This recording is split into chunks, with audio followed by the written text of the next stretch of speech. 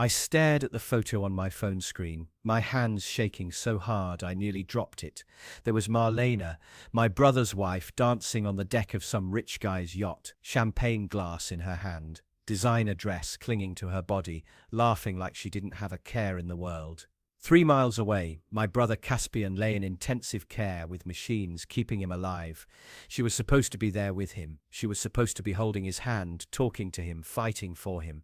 Instead, she was grinding against some stranger while my brother's heart monitor beeped its steady rhythm of hope and desperation.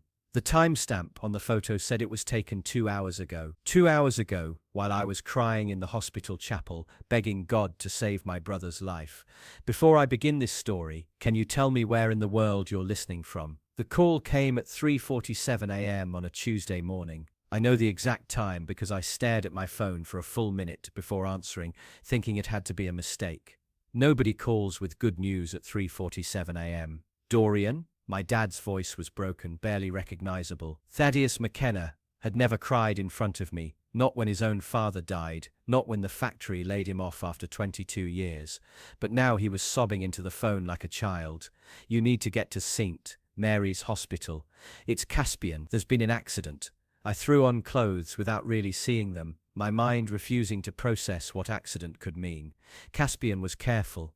He'd been riding motorcycles since he was 16, always wore his helmet, never rode drunk. He was the responsible one, the one who called Mom every Sunday, the one who remembered everyone's birthday.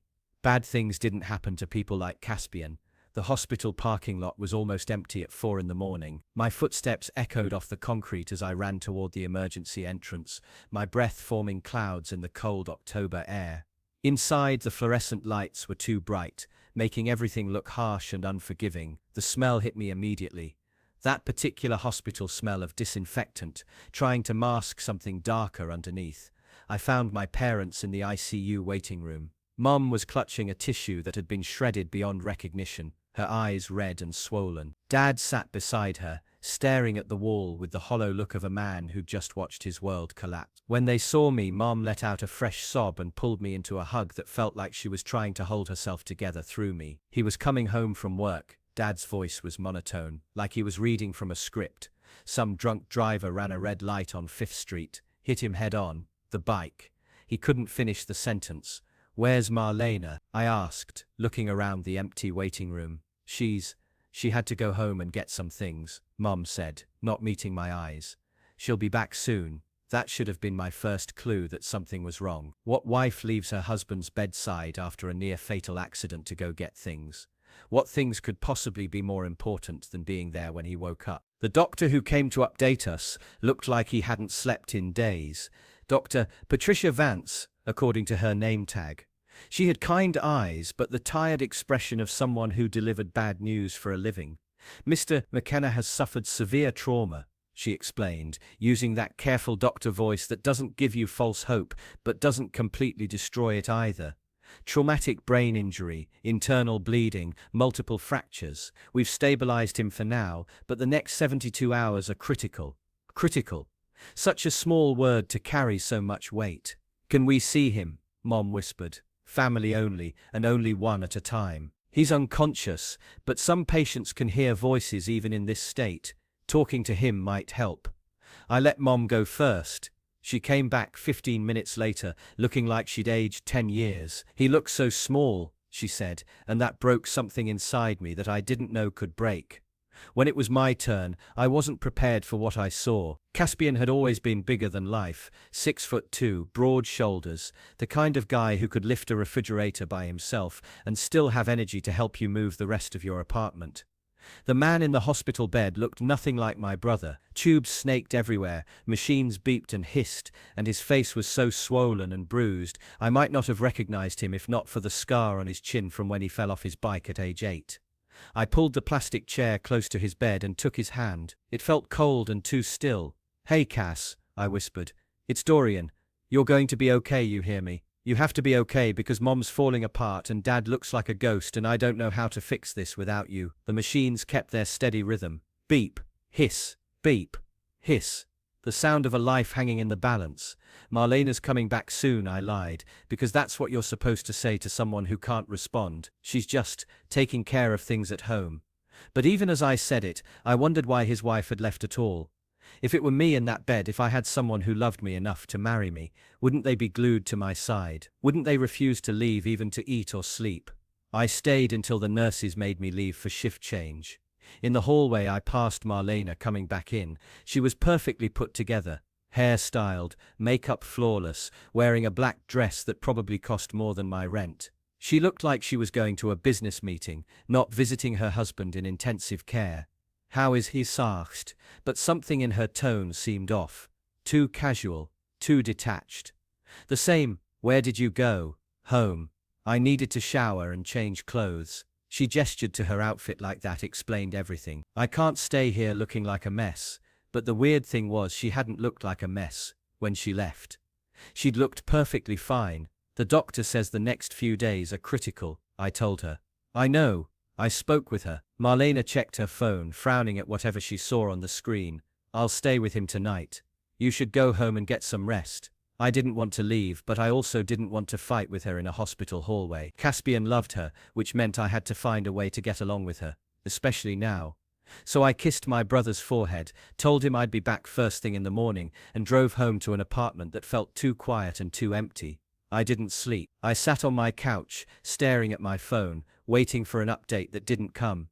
Every few minutes I'd check the group text. Dad had started to keep everyone informed. Aunt Cordelia had driven up from Springfield. Cousin Silas was flying in from Denver. Everyone was coming together because that's what the McKenna family did in a crisis. Everyone except Marlena, who seemed to be treating this like an inconvenience rather than a tragedy. At 6 a.m. I gave up on sleep and headed back to the hospital. I expected to find Marlena in the waiting room, or maybe asleep in the chair next to Caspian's bed. Instead, I found my mom sitting alone in the ICU, holding my brother's hand. "Where's Marlena?" I asked.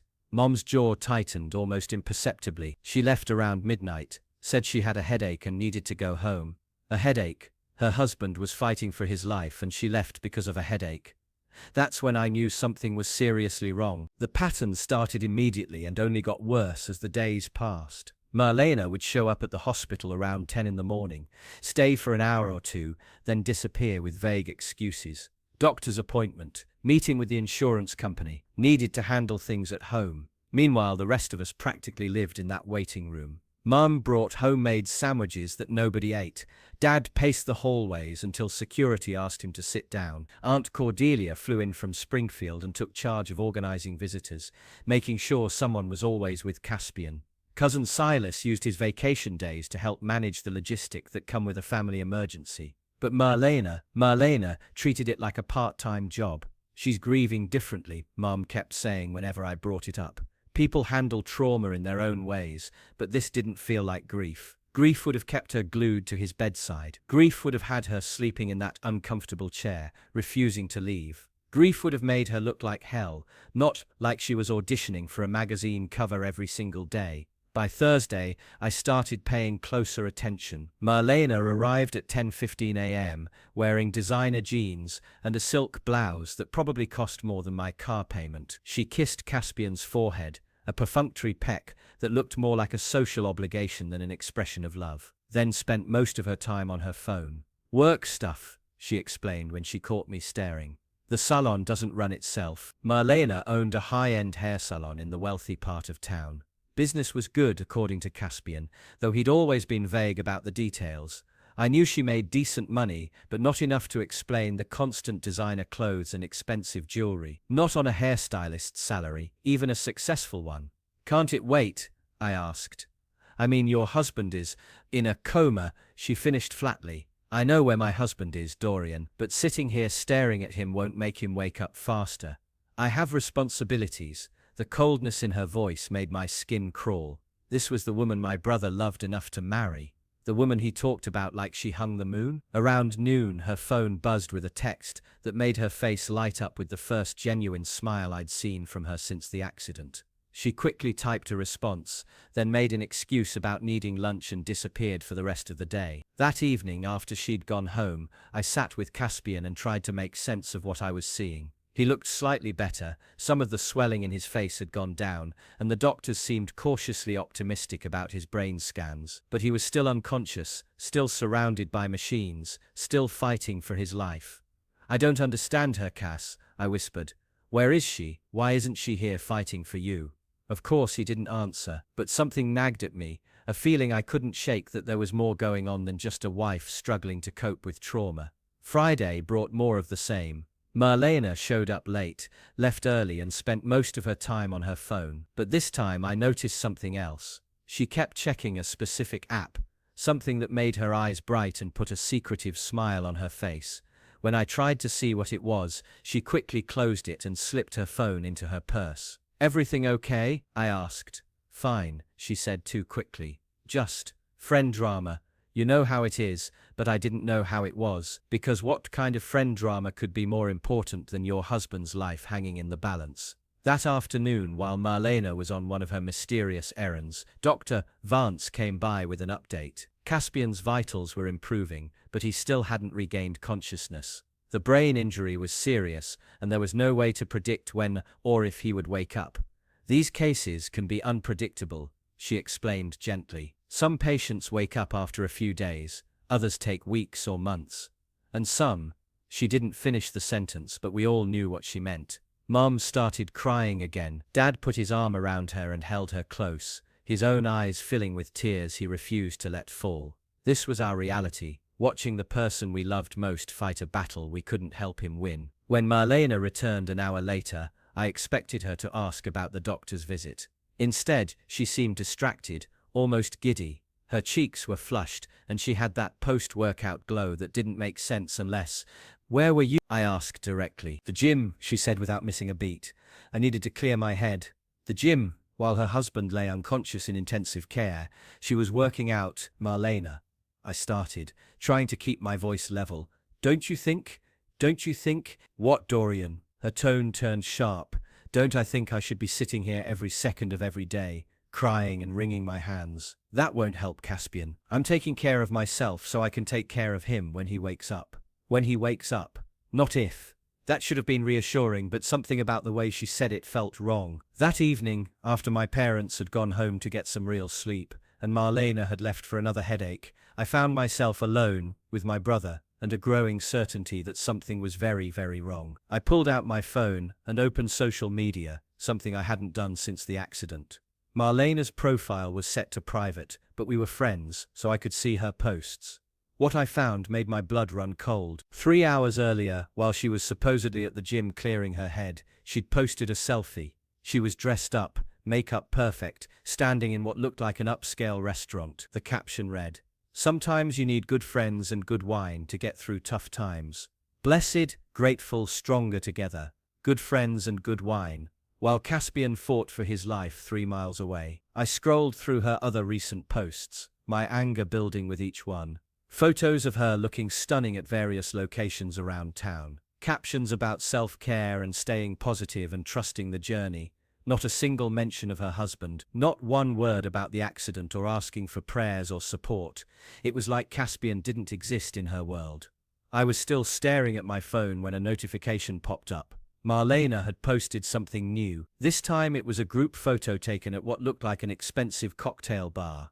She was surrounded by people I didn't recognize, all of them dressed to the nines, all of them laughing and having the time of their lives. The timestamp said it was taken 20 minutes ago. 20 minutes ago, while I was sitting here holding my brother's hand and begging him to wake up. My hands were shaking as I typed out a text to her. "Saw your post. Really? Tonight?" The response came back immediately. "You don't understand what I'm going through. I need my friends right now." But what about what Caspian was going through? What about what our family was going through? I looked at my brother, so still and pale in that hospital bed, and made a decision. Something was wrong here. Something beyond just a wife who handled crisis differently than the rest of us. Marlena was hiding something and I was going to find out what. Even if it destroyed everything I thought I knew about my brother's marriage. Even if it broke his heart when he woke up, because he was going to wake up. I had to believe that, and when he did, he deserved to know the truth about the woman he'd married. The breakthrough came from an unlikely source, Aunt Cordelia's Facebook stalking skills. "I've been watching that woman's social media," she announced Saturday morning over hospital cafeteria coffee that tasted like it had been brewed with cigarette water. Something doesn't add up. Aunt Cordelia was Dad's sister, a sharp-tongued divorce attorney with zero patience for nonsense. She'd never particularly liked Marlena, though she'd been polite enough at family gatherings. Now, with her nephew fighting for his life, she'd apparently decided politeness was optional. "What do you mean?" I asked, though I had my own suspicions. "Look at this." She showed me her phone, scrolling through what looked like a carefully curated social media investigation. Every post since the accident has been about self-care and staying strong and surrounding herself with love. But look at the locations. I studied the screen. Expensive restaurants, high-end boutiques, a spa that charged more for a facial than I made in a week. She's spending money like she won the lottery. Exactly. And look at the people she's with. Cordelia swiped to a group photo from the night before. That's not grief support from close friends, that's partying. The photo showed Marlena and 3 other women at what looked like a wine bar. Everyone was dressed up, everyone was laughing, and Marlena looked happier than I'd ever seen her. Even at her wedding to my brother, she hadn't looked this radiant. "There's something else," Cordelia continued. "I cross-referenced the locations with some property records I have access to. 3 of the places she's been in the past week, they're all within walking distance of the Riverside Marina. The Riverside Marina was where the wealthy kept their boats, million-dollar yachts, luxury sailboats, the kind of vessels that required serious money to own or even access. You think she's seeing someone?" The words felt like acid in my mouth. "I think your brother's wife is living a double life, and now that he can't keep tabs on her, she's getting sloppy." Before I could respond, my phone buzzed with a text from Marlena. "Can't make it to the hospital today. Not feeling well. Tell Cass I love him." Not feeling well, but her social media told a different story. According to her Instagram story from an hour ago, she was getting her nails done at an upscale salon, looking perfectly healthy and radiant. "That's it," I said, standing up so fast I nearly knocked over my chair. "I'm done with this." "Where are you going?" "To find out what she's really doing." Aunt Cordelia grinned like a shark scenting blood. "I'm coming with you." The Riverside Marina was a 20-minute drive from the hospital. It was the kind of place where the parking lot was full of BMWs and Mercedes, where the boats had names like tax write-off and liquid assets. I felt out of place in my 3-year-old Honda, but Cordelia marched onto the docks like she owned the place. "Act like you belong," she advised. Rich people never question confidence. We walked the main dock, pretending to admire the boats while actually scanning for any sign of Marlena. The marina was busy for a Saturday afternoon. People loading supplies, cleaning their vessels, preparing for afternoon trips on the lake. The sun was bright, the weather was perfect, and everyone seemed to be having the time of their lives. Everyone except the 2 of us, hunting for evidence that my brother's wife was betraying him while he lay unconscious. "There," Cordelia whispered, grabbing my arm. I followed her gaze to a massive yacht moored at the end of the premium slip. It had to be at least 60 feet long, all gleaming white fiberglass and chrome. The name on the stern read Liquid Paradise, and music was pumping from the upper deck. I could see people moving around up there, hear laughter and conversation.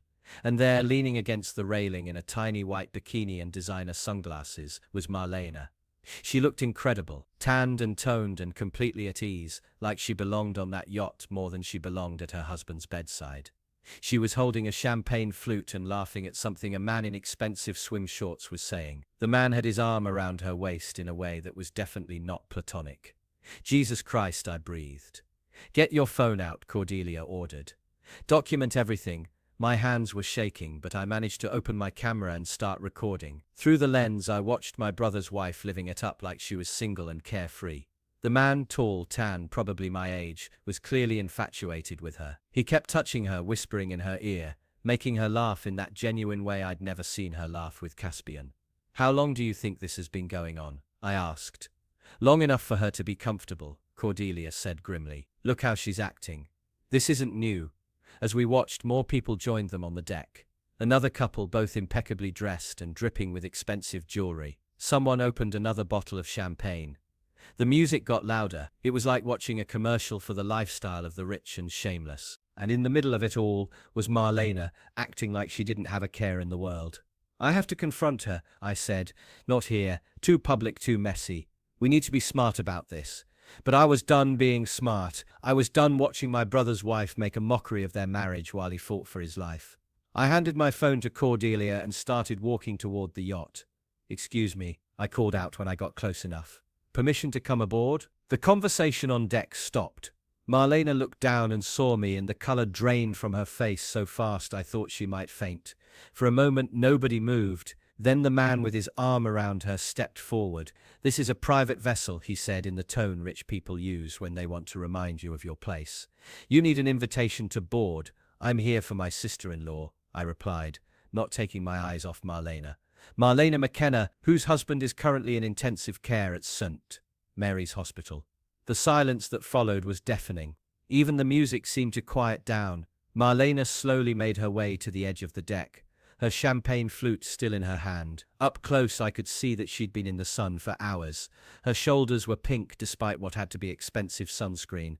Her makeup was perfect. She looked like she'd been having the best day of her life. "Dorian," she said, and her voice was remarkably steady.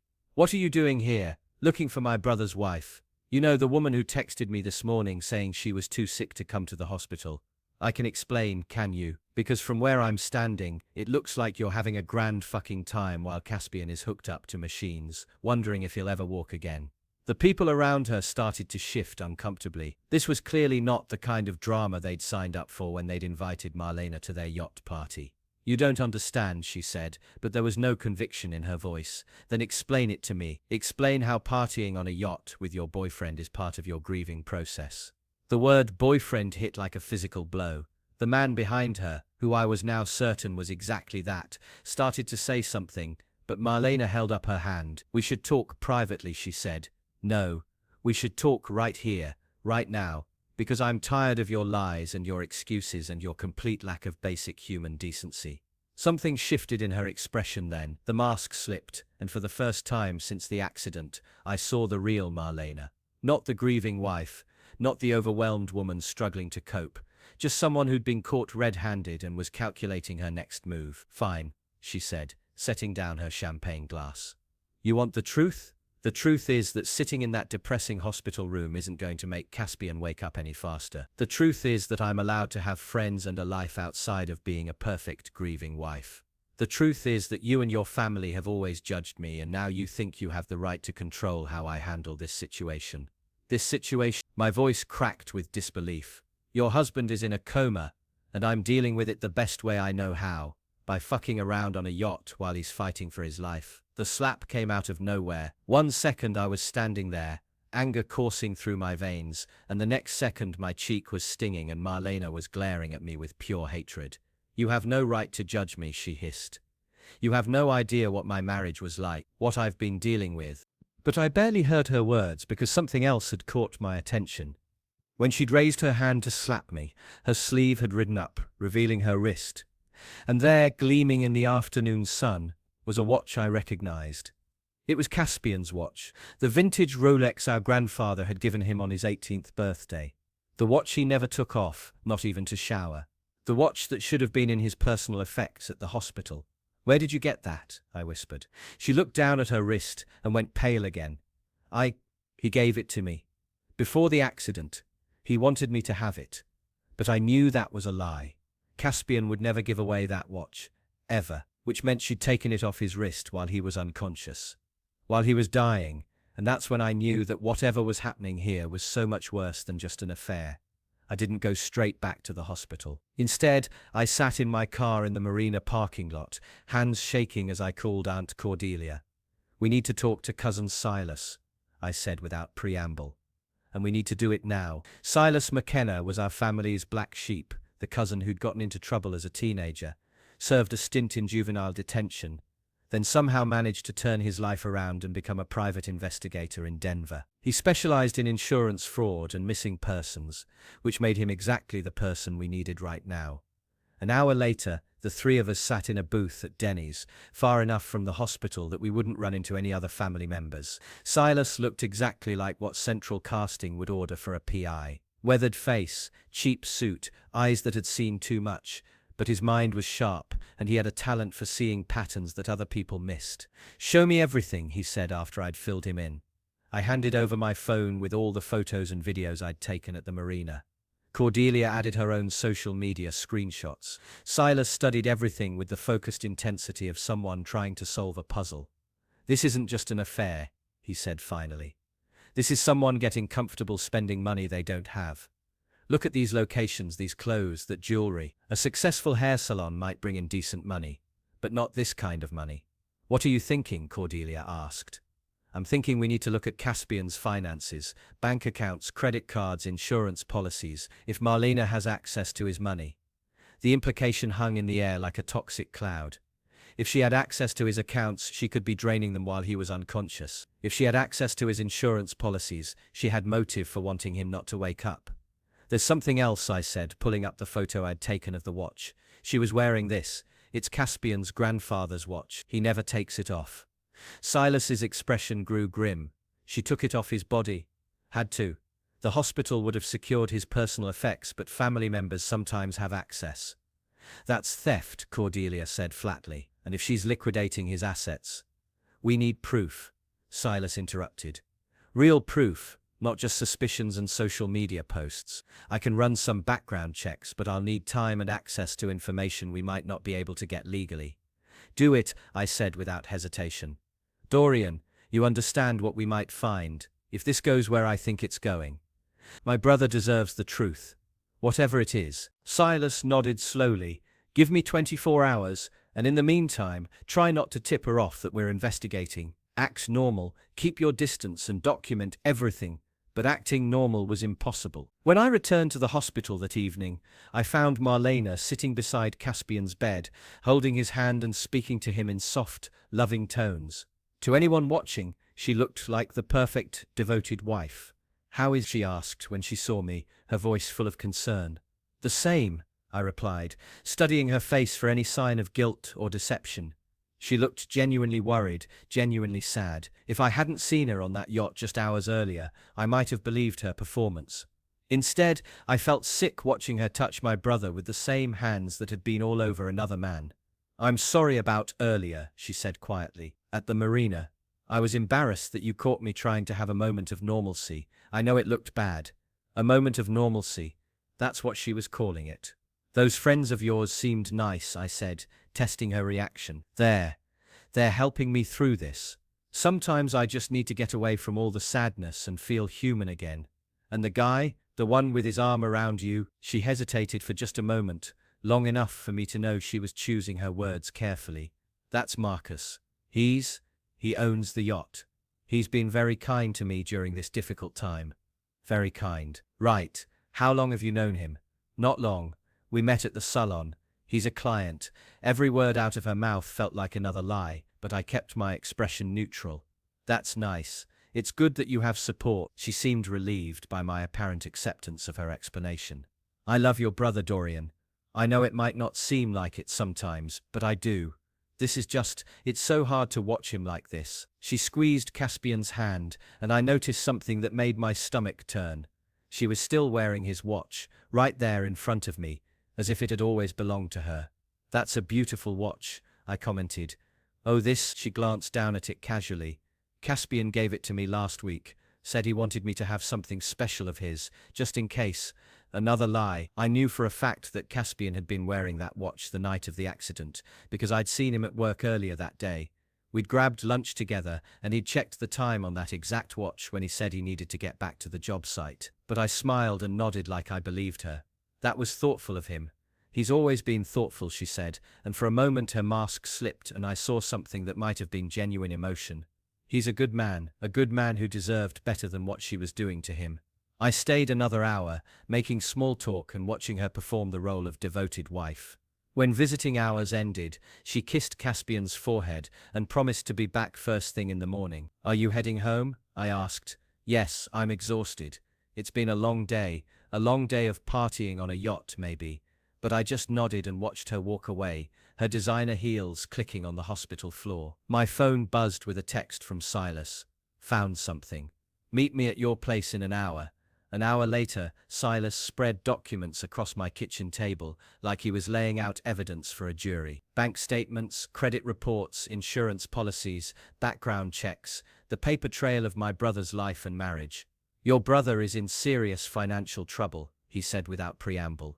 Has been for months. What do you mean? Credit cards maxed out, second mortgage on the house, personal loans from 3 different lenders. He's in debt to the tune of about 200 grand. That couldn't be right. Caspian was responsible with money, always had been.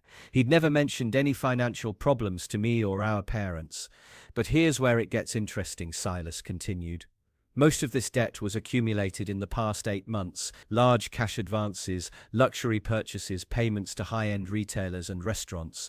Someone was living way beyond their means. Marlena, I breathed. Gets better, or worse, depending on your perspective. Your brother has a life insurance policy worth $500,000. Guess who's the beneficiary? My blood turned to ice. She's trying to kill him. I can't prove that yet. But I can prove that someone has been systematically draining his accounts and running up debt in his name. And if he dies, Silas let the sentence hang. She gets the insurance money and the debt dies with him. Exactly, clean slate and a nice payout. I stared at the papers scattered across my table, trying to process the magnitude of what we'd uncovered. This wasn't just about an affair or even theft. This was about murder. We have to go to the police, I said. With what? Financial irregularities aren't proof of attempted murder, and affairs aren't illegal. We need something more concrete. Like what? Like proof that the accident wasn't an accident at all. The words hit me like a physical blow. You think she caused the crash? I think someone who stands to gain $500,000 from her husband's death, who's been draining his bank accounts and running up debt in his name, who's been having an affair and lying to everyone about it. I think someone like that is capable of just about anything.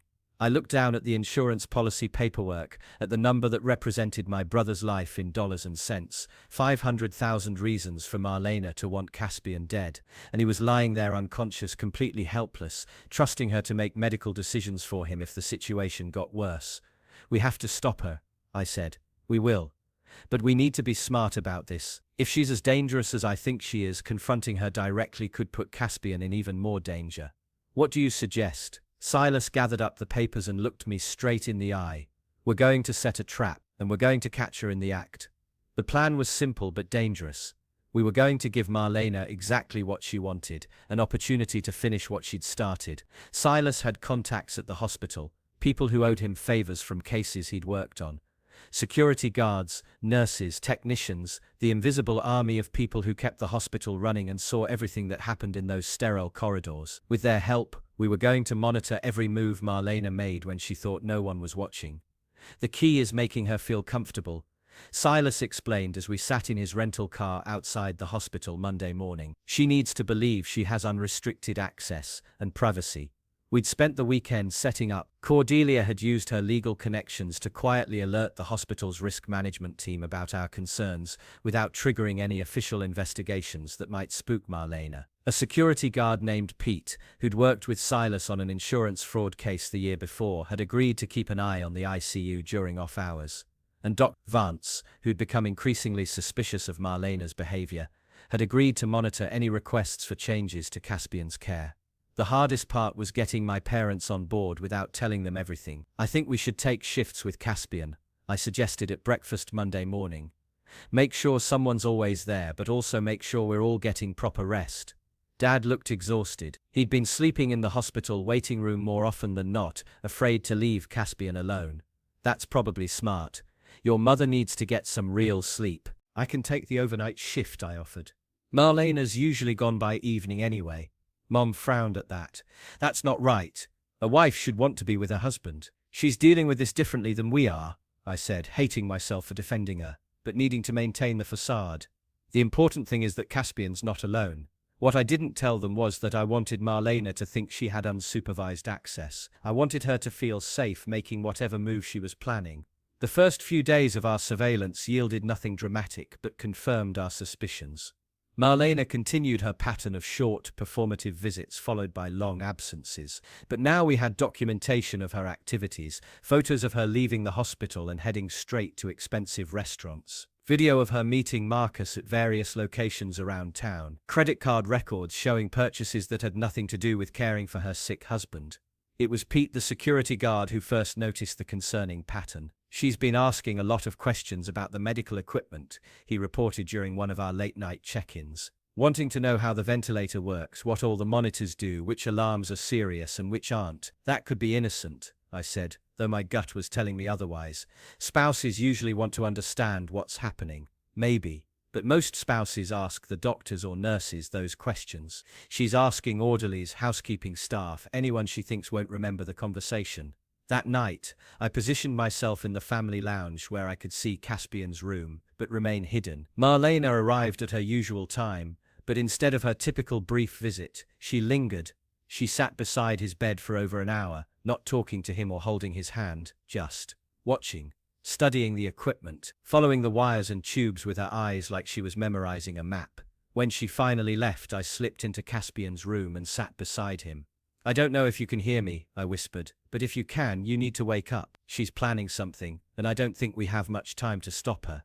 His face was peaceful in the dim light of the monitors. Some of the swelling had gone down, and he almost looked like himself again. The doctors said his brain activity was improving, that there were signs he might be starting to emerge from the coma. But might and starting to weren't fast enough if Marlena was planning to act soon. The breakthrough came Wednesday night. I was dozing in the chair beside Caspian's bed when I heard voices in the hallway. Marlena's voice, and a man's voice I recognized from the yacht. "Marcus. Can't keep this up much longer," he was saying. "People are starting to ask questions." "I know," Marlena replied, "but it has to look natural. If there's any suspicion."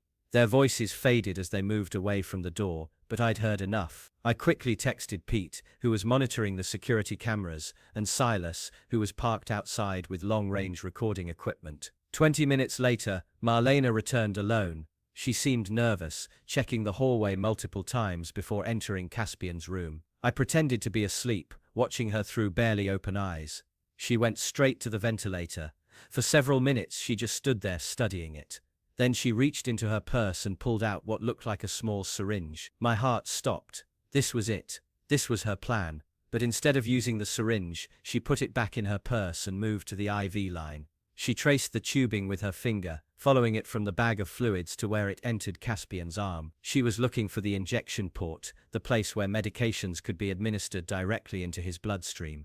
I had to force myself to remain still to keep breathing normally. Every instinct screamed at me to jump up and stop her, but I needed to catch her in the act.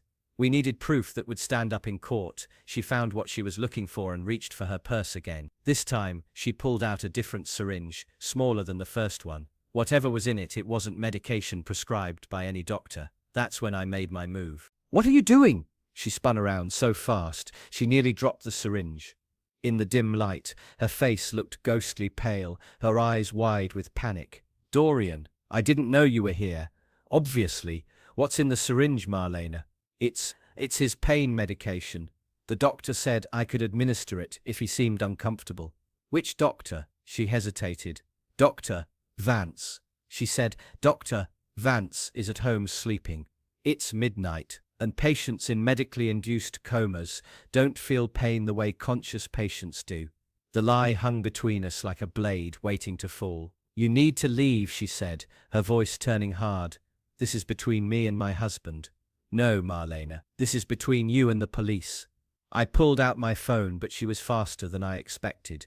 She lunged forward, trying to grab it, and in the struggle we knocked over the chair I'd been sleeping in. The crash was loud in the quiet hospital, and alarms immediately started going off. Nurses came running. Pete appeared in the doorway, and in the chaos I saw Marlena slip the syringe back into her purse and school her expression into one of concern and confusion. "He was acting strangely," she told the nurses. "I think he might have been sleepwalking or something. He knocked over the chair and scared me." But Pete had seen enough. He stepped forward and addressed me directly. "Sir, could you come with me, please? There are some people who'd like to speak with you." Those people turned out to be 2 detectives from the city police department. Silas had called them the moment he saw Marlena and Marcus together in the parking lot earlier. And in Marlena's purse they found 2 syringes. One contained a massive dose of insulin, enough to send someone into fatal hypoglycemic shock. The other contained succinylcholine, a paralytic agent that would cause respiratory failure in someone not on a ventilator. Either one would have killed my brother and looked like a complication from his injuries. As they led Marlena away in handcuffs, she looked back at me with pure hatred. "He was already dying," she hissed. "I would have just made it faster, more merciful." But Caspian wasn't dying. The doctors had told us that morning that his latest brain scans showed significant improvement. He was going to wake up, and when he did, he was going to learn that the woman he'd married had tried to murder him for money. Cirque. Caspian woke up on a Thursday morning while I was reading him news articles about sports, something the nurses said might help stimulate his brain. One moment I was telling him about a trade his favorite baseball team had made, and the next moment he was squeezing my hand. Dorian, his voice was barely a whisper, rough from the breathing tube they'd removed just days earlier. I dropped the newspaper and leaned forward, hardly believing what I was seeing. Cass, oh my God, you're awake. You're really awake. His eyes were unfocused at first, moving around the room like he was trying to piece together where he was. The machines around him started beeping more rapidly as his heart rate increased. Hospital, he managed to say. Yeah, buddy. Cert. Mary's. You've been here for almost 3 weeks. You were in an accident. I watched his face as he processed this information. The confusion, the fear, the slow dawning realization of how much time had passed. His hand went to his throat, touching the spot where the breathing tube had been. Marlena, he asked. My heart sank. Of all the questions he could have asked, about his injuries, about what happened, about how long he'd been unconscious, his first concern was for his wife. The wife who'd tried to kill him just 4 days earlier. She's not here right now, I said carefully. Let me get the doctor. Everyone's going to be so happy you're awake. The next few hours were a blur of medical tests, emotional reunions, and cautious optimism. Mom cried so hard she made herself hiccup. Dad just kept hugging Caspian and saying thank God over and over again. Aunt Cordelia squeezed his hand and told him he was too stubborn to die, which made him smile despite his confusion. Dr. Fentz was amazed by his progress. The brain injury that had kept him unconscious for weeks seemed to have healed remarkably well. His motor functions were intact, his speech was clearing up hour by hour, and his memory of events before the accident appeared to be unaffected. But every few minutes he would ask about Marlena. Where is she? He wanted to know. Why isn't she here? We'd prepared for this moment, but that didn't make it any easier. How do you tell someone you love that their spouse tried to murder them? How do you destroy someone's faith in the person they trusted most? There are some things we need to talk about, I finally said when we had a moment alone. About Marlena, about what's been happening while you were unconscious. He studied my face with the sharp intelligence I remembered from before the accident. Even hooked up to machines, even weak from weeks of unconsciousness, Caspian could read people better than anyone I knew. Something's wrong, he said. It wasn't a question. Yeah, something's very wrong. I started with the financial records Silas had uncovered. The massive debt, the maxed-out credit cards, the luxury purchases made in his name while he lay unconscious. Caspian's face grew pale as I explained how Marlena had been systematically draining their accounts. That can't be right, he whispered. She doesn't even like spending money. She's always telling me we need to save more. She was spending it. On clothes, restaurants, trips. She was living like she was rich. Maybe someone stole her identity. Maybe she was with another man. I saw them together, multiple times. That stopped him cold. For a long moment he just stared at the ceiling, processing this information. I could see him trying to reconcile the woman he thought he knew with the woman I was describing. Who? He asked finally. His name is Marcus. He owns a yacht. She's been spending time with him since right after your accident. Since right after. He closed his eyes, while I was unconscious. It gets worse. I told him about the insurance policy, about the yacht parties, about how she'd been performing the role of grieving wife during visiting hours, then disappearing to live it up with her boyfriend. I showed him photos from her social media, evidence of the double life she'd been leading. But I hesitated when it came to the worst part. The attempted murder. The syringes, the plan to kill him and make it look like a complication from his injuries. There's more, isn't there? He said, reading my expression. She was arrested 4 days ago. Arrested for what? I took a deep breath. Attempted murder. The silence that followed was deafening. I watched my brother's face cycle through disbelief, confusion, horror, and finally a pain so deep it made me wish I could take back every word. She tried to kill me. His voice was barely audible. She came in here at night with syringes, insulin and a paralytic agent. If I hadn't been here. He turned his face away from me, toward the window. Outside it was a beautiful day. The sun was shining, birds were singing, and life was going on normally for everyone who hadn't just learned that their spouse had tried to murder them. "Why?" he whispered. "The life insurance policy. $500,000, and with you gone, all the debt would die too. But she loved me. We were happy." The pain in his voice was excruciating. This was worse than watching him unconscious in the ICU. At least then, he hadn't been aware of his suffering. "I thought we were happy," he corrected himself. "I thought she loved me. Maybe she did at first, but somewhere along the way, she met Marcus, and decided I was worth more dead than alive." I didn't know what to say to that. How do you comfort someone who's just learned that their life partner saw them as nothing more than a life insurance payout? "The police have her?" he asked. "She's in custody. They found the syringes in her purse. There's going to be a trial." "Good." His voice was flat, emotionless. "I hope they put her away forever," but even as he said it, I could see that part of him was broken in a way that might never heal. It wasn't just the betrayal or the attempted murder. It was the realization that everything he thought he knew about his marriage, about his life, had been a lie. "Asa, I'm sorry. I'm so sorry you have to go through this." He looked at me then, and I saw something in his eyes that hadn't been there before the accident. A hardness, a wariness, the look of someone who'd learned that the people closest to you could hurt you the most. "You saved my life," he said simply. "If you hadn't been there that night, I couldn't let anything happen to you. You're my brother." She was my wife, and she was going to watch me die. We sat in silence for a while, both lost in our own thoughts. Finally, a nurse came in to check his vitals and adjust his medications. She was cheerful and professional, treating this like any other day, any other patient recovery. If only it were that simple. "Mr. McKenna," she said to Caspian, "you're looking much better today. How are you feeling?" "Like my entire life was a lie," he replied without missing a beat. The nurse looked confused, then uncomfortable. She quickly finished her tasks and left us alone again. "I don't know how to do this," Caspian said after she was gone. "I don't know how to start over. You don't have to figure it all out right now. Just focus on getting better." Getting better from what? The accident, or from loving someone who wanted me dead? I didn't have an answer for that. Some injuries heal with time and proper care. Others leave scars that never fully fade. "We'll figure it out together," I said finally. "The whole family. We're all here for you," even though I was too stupid to see what was happening in my own marriage. "You weren't stupid. You were trusting. There's a difference. Is there? Because right now, they feel like the same thing." That evening, after our parents had gone home and the hospital had settled into its nighttime quiet, Caspian asked me to tell him everything again. Every detail about Marlena's betrayal, every piece of evidence we'd uncovered, every moment of the investigation that had saved his life. I could see him trying to rewrite his memories, looking for clues he'd missed, signs he should have seen, the late nights she claimed to be working, the new clothes and jewelry she said came from successful months at the salon, the way she'd grown distant in the weeks before the accident. "There was one night," he said slowly, "about a month before the crash. She got a phone call and went outside to take it.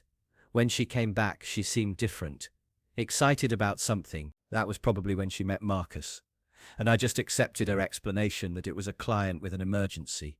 I never questioned it. Why would you? She was your wife.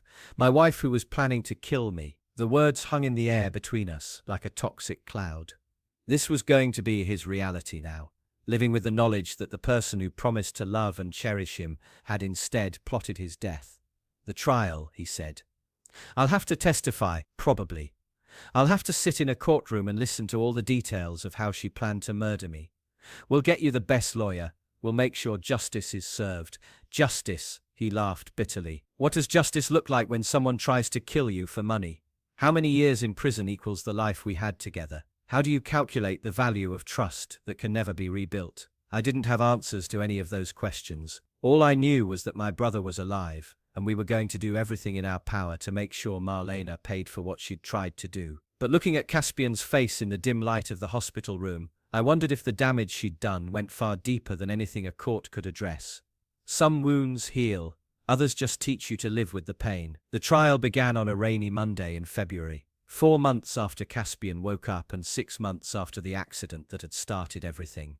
The courthouse was packed with reporters, curious onlookers, and our entire extended family. Marlena's case had made national news. the beautiful wife who tried to murder her husband for insurance money while he lay helpless in a coma. I sat in the front row behind the prosecutor's table, close enough to see every expression on Marlena's face as the charges were read. Attempted first-degree murder, insurance fraud, grand theft. The list went on, each charge carrying years of potential prison time. She looked different than she had that day on the yacht. Gone were the designer clothes and perfect makeup. Her lawyer had clearly advised her to dress conservatively: modest blue suit, minimal jewelry, hair pulled back in a simple bun. She was playing the role of the grieving, misunderstood wife, but I could see the calculation behind her tears. Caspian testified on the second day. Watching my brother walk to the witness stand was one of the hardest things I'd ever experienced. He'd made a remarkable physical recovery, but the emotional scars were visible to anyone who knew him. He moved more carefully than he used to, spoke more cautiously, as if he was constantly evaluating whether the people around him could be trusted. The prosecutor, a sharp woman named Patricia Chen, led him through his testimony with professional compassion. Caspian described their marriage, the financial problems he'd been unaware of, and the devastating moment when he learned what Marlena had tried to do. "Mr. McKenna," Chen asked, "at any point during your marriage, did you give your wife permission to access your bank accounts for large cash withdrawals?" "No. I trusted her with our household finances, but we always discussed major purchases together." "Did you authorize her to take out a second mortgage on your home?" "No. I didn't even know there was a second mortgage until after I woke up." "Did you give her your grandfather's watch, the Rolex that she was wearing when she was arrested?" Caspian's voice broke slightly. "No. That watch never left my wrist. She must have taken it while I was unconscious." The defense attorney, a slick-looking man named David Kellerman, tried to paint Marlena as a woman driven to desperation by overwhelming circumstances. In his opening statement, he claimed she'd been struggling with depression and anxiety, making poor decisions while trying to cope with the trauma of her husband's accident. "Ladies and gentlemen of the jury," Kellerman said, "my client is not a cold-blooded killer. She's a woman who lost her way during the darkest period of her life. Yes, she made mistakes. Yes, she showed poor judgment. But attempted murder, the evidence simply doesn't support such an extreme conclusion." It was a good strategy, but it fell apart when they played the recordings Silas had made. The jury heard Marlena's voice, clear and calculating, discussing the insurance policy with Marcus. They heard her laughing about how convenient it would be if Caspian never woke up.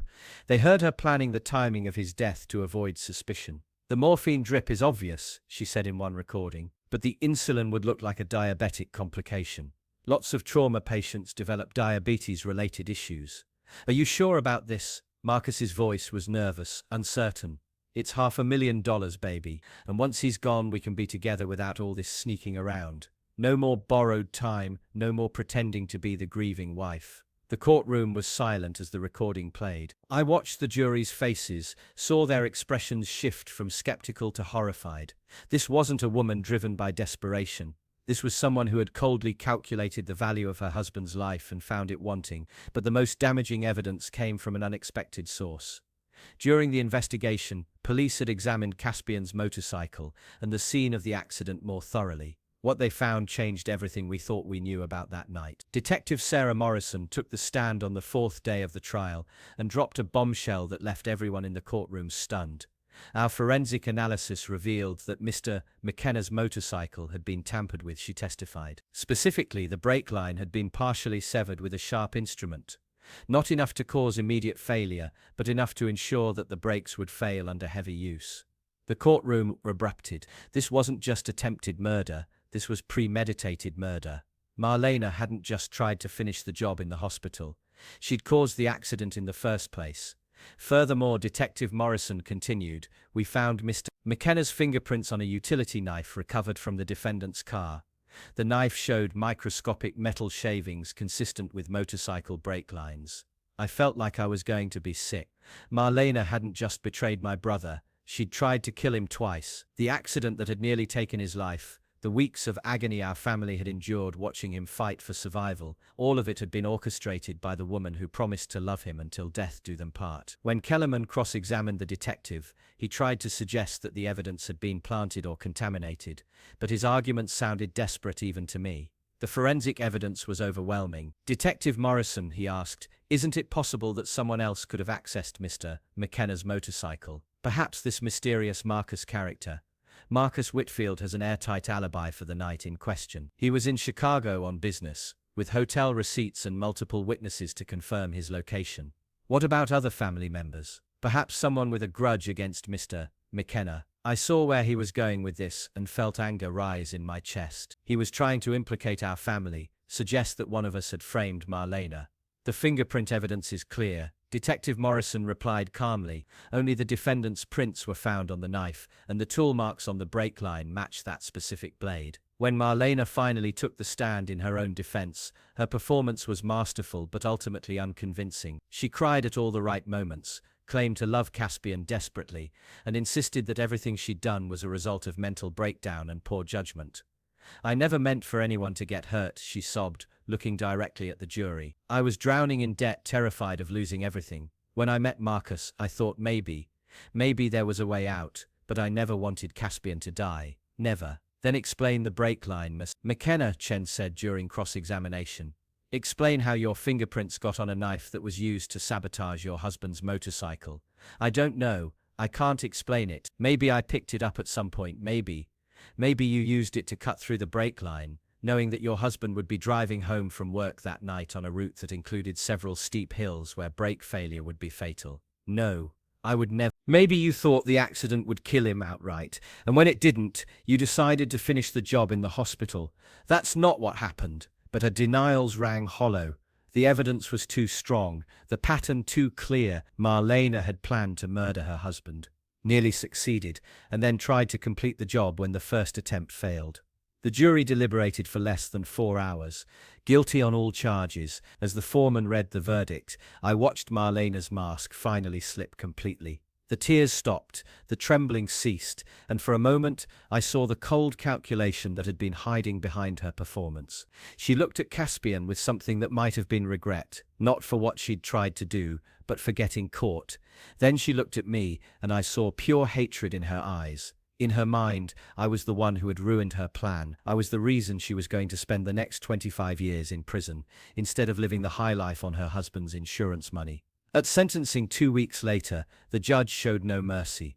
"Miss Judge Harrison said, you have been convicted of one of the most callous and premeditated crimes this court has ever seen. You didn't just try to murder your husband, you tried to murder him twice, and when that failed, you attempted to steal from him while he lay unconscious and helpless.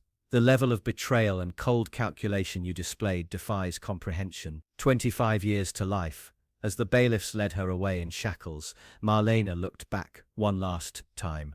Not at Caspian, not at me, but at the courtroom full of people who had witnessed her downfall. Even then, even facing a life sentence, she looked defiant rather than remorseful.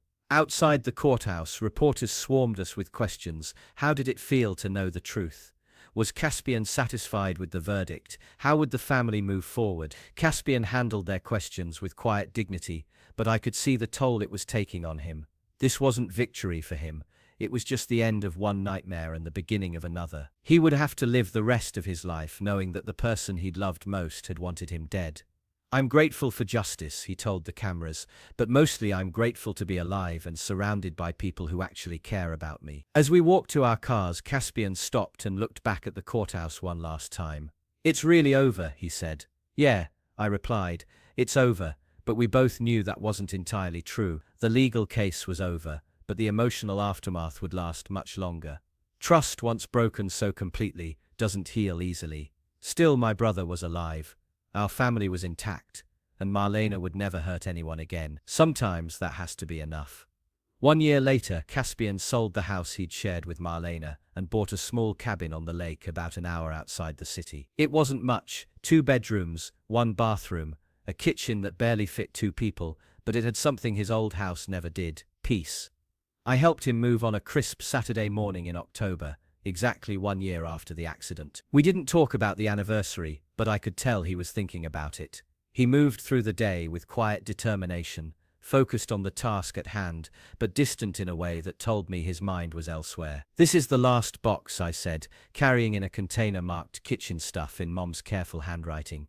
"Thanks." He looked around the cabin, taking in the sparse furniture and bare walls. "It's not much, but it's mine." "It's a good start," and it was. The cabin sat on 2 acres of wooded land with a view of the lake from the front porch. Caspian had already put in a vegetable garden and was talking about maybe getting a dog. Small steps toward building a life that was entirely his own.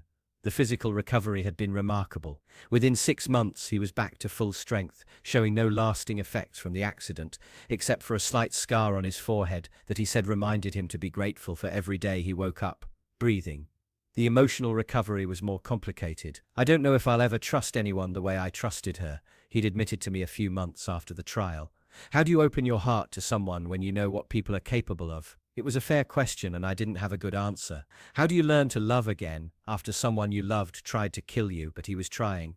He'd started seeing a therapist, joined a support group for trauma survivors, even went on a few dates that Mom had eagerly arranged. Nothing serious yet, but he was putting himself back out there, one careful step at a time. The rest of the family had rallied around him in ways that made me proud to be a McKenna. Dad had taken early retirement to spend more time with his sons. Mom had appointed herself Caspian's social director, constantly inviting him to family dinners and community events. Aunt Cordelia called every Sunday to check in and offer unsolicited advice about everything from his love life to his investment portfolio. Even Silas had become a regular presence, visiting from Denver every few months and bringing updates on other cases he was working. He'd become something of a family hero after helping expose Marlena's crimes, though he insisted he'd just been doing his job. "Any regrets about moving out here?" I asked as we sat on his front porch, watching the sun set over the lake. Caspian was quiet for a long moment, sipping the beer I'd brought as a housewarming gift. "Sometimes I miss the convenience of the city, but I don't miss the memories that came with every street corner." That made sense. Their old neighborhood had been full of reminders: the restaurant where they'd had their first date, the park where he'd proposed, the grocery store where she'd probably planned his murder while picking out dinner ingredients. "You seem happier," I observed. "I am happier. Lonelier sometimes, but happier." "Does that make sense?" "Perfect sense. I wake up every morning and remember that I'm alive. Not because someone decided to let me live, but because I fought to live, because my family fought for me. That's worth something. It was worth everything." We sat in comfortable silence, watching a family of ducks paddle across the lake. It was peaceful in a way that the old house never had been, even before we knew about Marlena's betrayal. This place felt honest, uncomplicated. "I got a letter from her," Caspian said suddenly. I turned to look at him. "From Marlena last week, forwarded from my old address. What did it say?" "I don't know. I burned it without opening it." "Good. She doesn't get to have any more of my time. She doesn't get to explain herself or apologize or ask for forgiveness. She had her chance to be part of my life, and she chose to try to end it instead." The finality in his voice was new. For months after the trial, he'd struggled with anger and hurt and a desperate need to understand why she'd done what she'd done. But gradually he'd let go of the need for answers that would never satisfy him anyway. "You know what the strangest thing is," he said. "I think I'm becoming a better person because of what happened." "How so?" "I don't take anything for granted anymore. Every conversation with someone I care about, every sunset, every morning I wake up healthy, it all feels like a gift. Before the accident, I was just going through the motions. Work, home, sleep, repeat. Now I actually pay attention." He gestured toward the lake where the last light of day was painting the water gold and pink. "I never would have noticed how beautiful this is before. I would have been on my phone or thinking about work or worrying about some stupid problem that doesn't actually matter. She tried to kill you and you're grateful for the experience? Not grateful for what she did, but grateful for what I learned about the people who love me. Grateful for the life I get to live now that I know how precious it is." That evening, the whole family came out for an impromptu housewarming party. Mum brought enough food to feed a small army. Dad brought his guitar and played the old songs we'd grown up singing together. Cordelia brought a bottle of expensive whiskey and stories about her latest courtroom victories. Silas brought his dry humor and an update on a case he was working that involved an insurance fraud ring in 3 states. We sat around Caspian's small living room, talking and laughing until well past midnight. At one point, I looked around at all of us, tired from the move, slightly drunk from the whiskey, completely comfortable with each other, and realized this was what family really meant. Not the people who share your DNA, but the people who show up when your world falls apart and help you put it back together. Speech. Mum called out as the evening wound down. The homeowner needs to give us a speech. Caspian stood up, swaying slightly from the whiskey, and looked around at all of us. A year ago, I thought I knew what my life was going to look like, he said. I thought I had everything figured out. I was wrong about almost everything, but I was especially wrong about what mattered. He paused, collecting his thoughts. What matters is this. Right here. The people who sit with you in hospital waiting rooms and investigate your attempted murder and help you move your stuff and show up at your cabin even though it's an hour drive and there's nowhere comfortable to sit. We all laughed at that last part. I lost a wife, but I gained perspective. I lost my old life, but I found out what my real life is worth. And it's worth a lot more than I ever realized. He raised his glass of whiskey. To family. The kind you're born with and the kind you choose. Thank you for choosing me. We all drank to that, and then Mum started crying happy tears, which made Dad get emotional, which led to a group hug that probably looked ridiculous but felt perfect. As everyone was getting ready to leave, Caspian pulled me aside. I have something for you, he said, reaching into a small box on his mantelpiece. It was his grandfather's watch, the vintage Rolex that Marlena had stolen, that had been returned as evidence after the trial. I can't take this, I protested. Grandpa gave it to you. And now I'm giving it to you. You saved my life, Dorian, more than once. I want you to have something that means everything to me.